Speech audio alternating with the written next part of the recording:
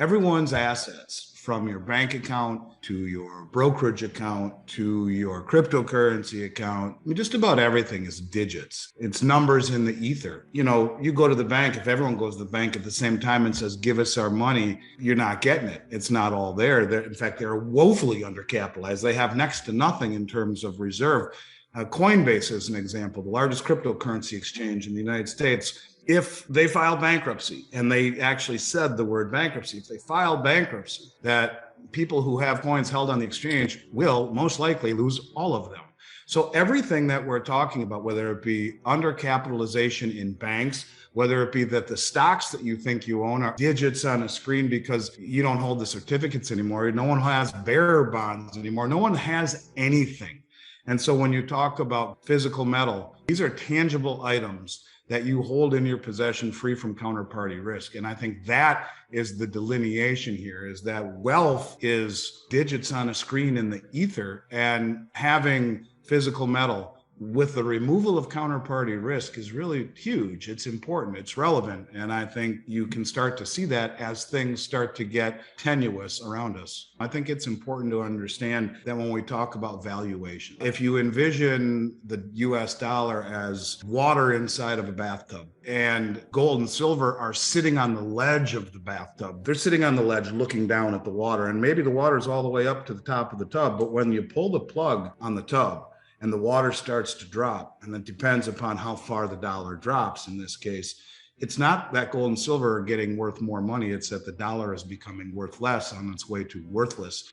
I mean, look at, as an example, Weimar Republic, Germany. And it was a long time ago after World War I, but when you go back and you look at the fact that people would take wheelbarrows full of Reich notes to the store to buy a loaf of bread, and they'd come back outside after checking to see if there was bread to be had, and only to find that the currency was laying on the ground, but the wheelbarrow had been stolen.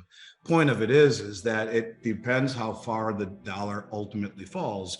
What gold and silver represent and have represented for 5,000 years is immutable wealth. And in times of uncertainty and speculation, I think it's never been more important to own gold and silver, because quite frankly, I think that the days of the dollar as the world reserve currency, as the singular world reserve currency, are coming to an end. When you see Saudi Arabia selling their oil to China for yuan, when you see Nigeria selling their oil to China for yuan, when you see Russia selling their arms to India for rupee, and their oil and their gas and their coal to China for yuan, when you see this type of rhetoric, when you see the weaponizing of the dollar kicking Russia out of SWIFT, when you see the consequences to the dollar being usurped as the singular petrodollar settlement currency for energy and for oil, it's the beginning of the end for the dollar. Do you see how we are slightly moving away from the dollar and its hegemony as the singular world reserve currency, as the petrodollar? And when that moment happens, when OPEC comes out and says, you know what, we're being protected by Russia and China,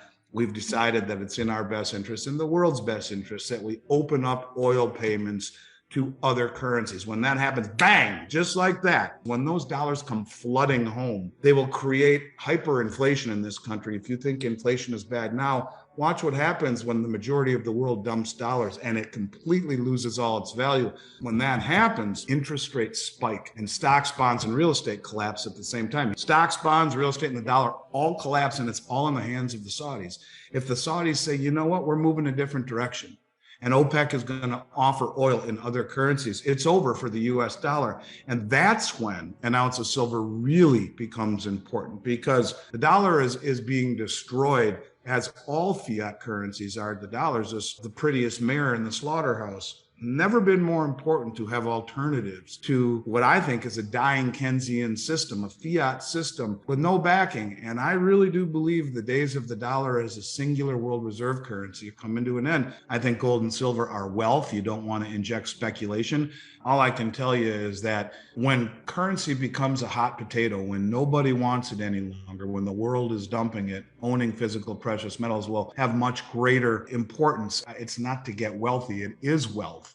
And in periods of great dollar uncertainty and instability and geopolitical instability, I don't think it's ever been more important, ever. I really don't. I've always tried, at least in terms of dollars, go 50-50. I think silver is a much better value right now. And with a gold to silver ratio of 82 or 3-1, the ability to accumulate silver and trade it to gold when that ratio corrects, which it will, it's averaged 42-1 for the last 200 years nearly. And it's coming out of the ground at 7-1, but it's priced at 83-1. It's 12 times undervalued from what it should be in terms of its geologic footprint. So right now I'd go heavier on silver with the intention of switching to gold. And a lot of people don't agree with me on this. I mean, a lot of people think silver is ultimately the place to be. And while I really do like silver and wouldn't be bummed out if I was stuck with a whole bunch of silver, the fact that gold was reclassified as the world's only other tier 1 reserve asset tells me that gold is ultimately the place you want to have the bulk of your money,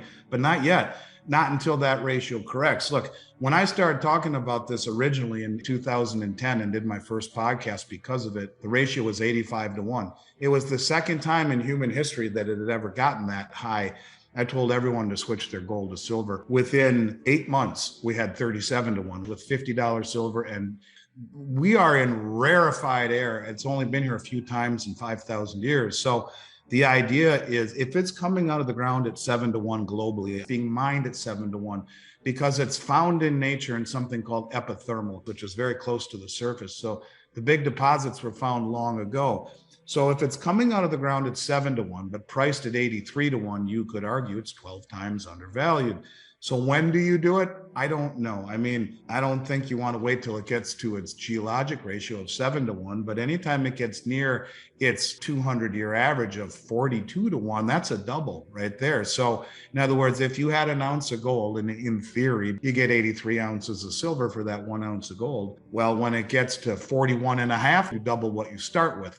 I ultimately feel gold is the place to be, but silver is the pathway into getting much more gold. Silver can make you wealthy if you own enough of it. The only problem this go around is that getting wealthy in silver may come at the expense of the dollar. Rising gold and silver is the bathtub water draining. And that's, the point that why I don't talk about gold and silver as a wealth creator. It is a wealth preserver. Still buys you the same thing it did. That's what it does. It preserves your purchasing power. And that's the most important thing. Even if the dollars that we measure it against are skewed, the dollar is the prettiest mare in the slaughterhouse. It's the best of the worst fiat currencies. But if we find another country come out to say, you know what, we're pegging our new digital yuan, we're going to call it the new digital BRICS currencies, because Brazil, Russia, China, India, South Africa are all joining in, and we're all pegging 15,000 metric tons of gold to this, each to 100,000 metric tons of gold. We're pegging to this new digital BRICS currency with the immutability and veracity of that gold held on a distributed ledger. Everything will make sense very, very quickly. That, the world will flock to a system backed by stability, strength, and an asset rather than one that's backed by 130 trillion in debt. And I think that's what we face. And this is why you own gold and silver and mitigate your exposure. So whether you have more silver or more gold, it doesn't matter in the end. In the end, you want to mitigate your exposure to the dollar.